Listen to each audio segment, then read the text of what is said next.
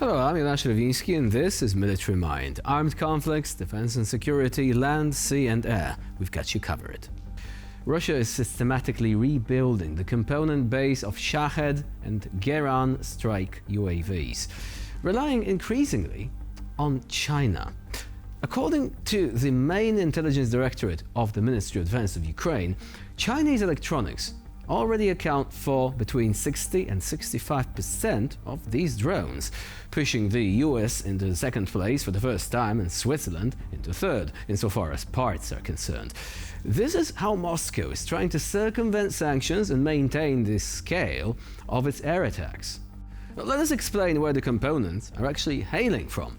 When it comes to parts obtained from China, Russia uses network modems, including mesh modems for video and command and control, some navigation and communication modules, as well as antennas with increased noise immunity. US-made general-purpose microchips and controllers are now increasingly rare. There is also individual navigation and measurement components from Switzerland, Raspberry Pi 4 single-board microcomputers from the UK, microelectronics and sensors from Taiwan, Japan, and last but not least from Germany. And yes, all this after almost 4 years of war and sanctions. And now the Russians are making technical changes on board the drones themselves. What we know so far is that they are replacing satellite navigation antennas with multi-component ones. There is 16 elements instead of the 8 that were used previously, and that is for better performance in Ukrainian electronic warfare conditions. They're also integrating 3G/GSM modems to transmit telemetry and coordinates via messenger apps, in particular through Telegram bots. And this allows Russians to analyze the operation of air defense and electronic warfare systems. Additional improvements include enhanced protection of electronics from moisture for use in harsh weather conditions and increased warhead weight, which is actually up to 90 kilograms. In addition to all this, there is also new variants armed with delayed action cluster munitions, which are tiny bomblets which linger on before going off, effectively mining the area of the strike. Need I mention that this is a huge danger to civilians and that Russia is going full war criminal mode with this one?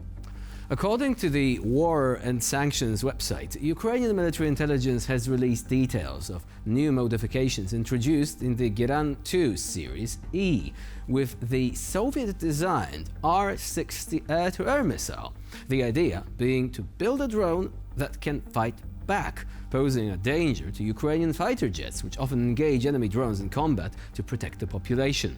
The missile is mounted on the APU-61MD launcher in the upper nose section of the fuselage.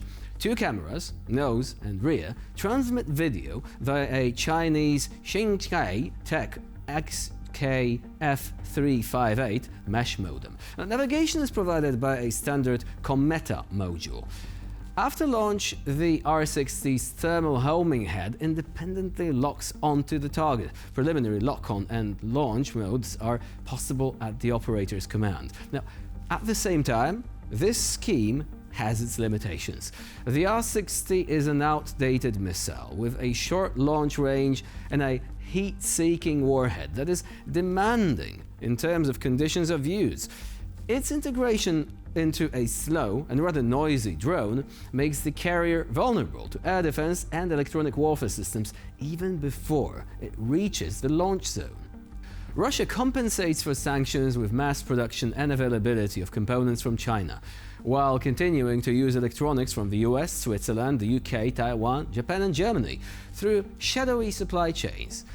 The goal is to maintain the intensity of strikes, increase the survivability of drones, and, with the latest missile-launching drones, to pose a threat to Ukrainian aviation. This is warfare evolving at a breakneck pace, but also another warning bell for Western lawmakers. Sanctions are not watertight, so perhaps it is time to fix them up a little bit.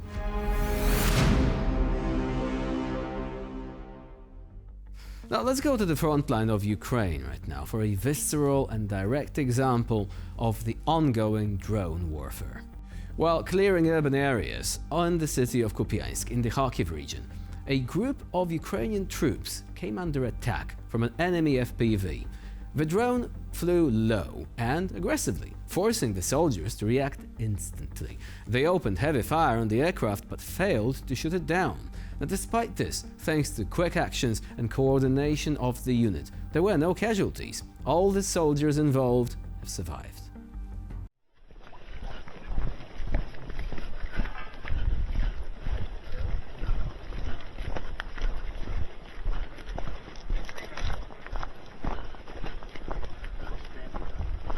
Oi?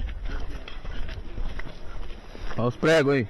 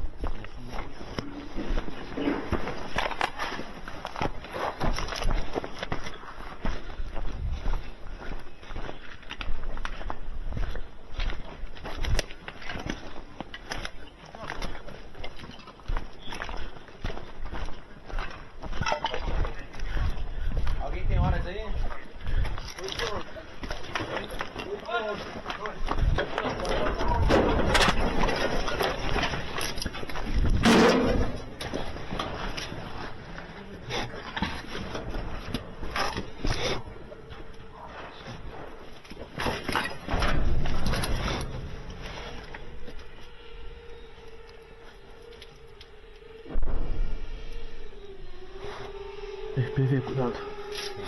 Tá onde? Não se mexe.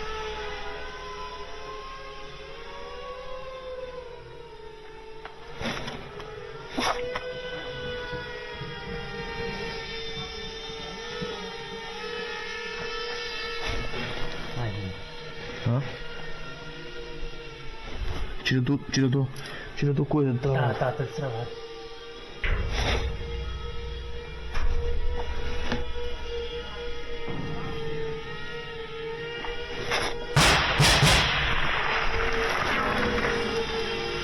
Tá vendo? Tô.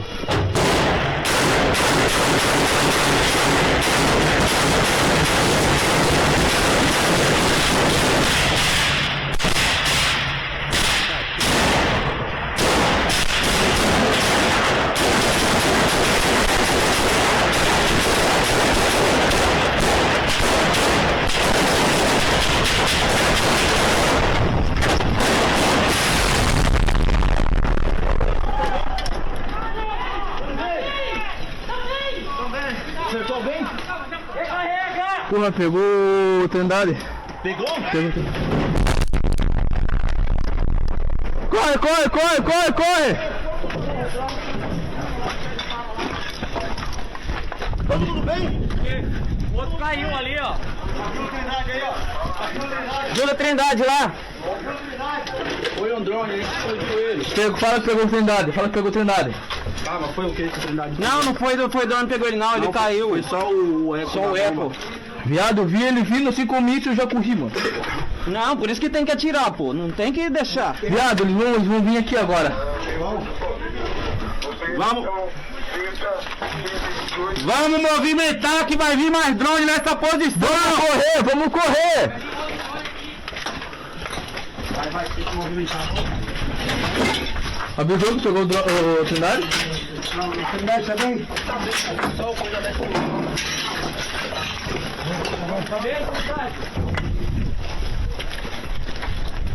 Da puta. Eu atirei pra caralho. Carrega. Depois tem um tiro no meu ouvido.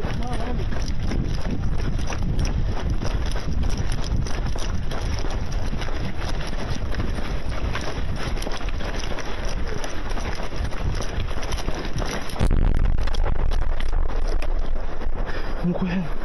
Vai, arruma abrigo, fica aberto. Não. Fala que caiu perto do Trindade.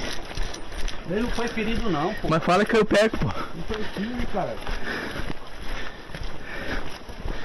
Vai vir outro, mano. Com certeza. Não só um. And that's all for now. Please stay with us here on TVP World for more latest news and updates. I'm Jonasz Rewiński. Bye for now.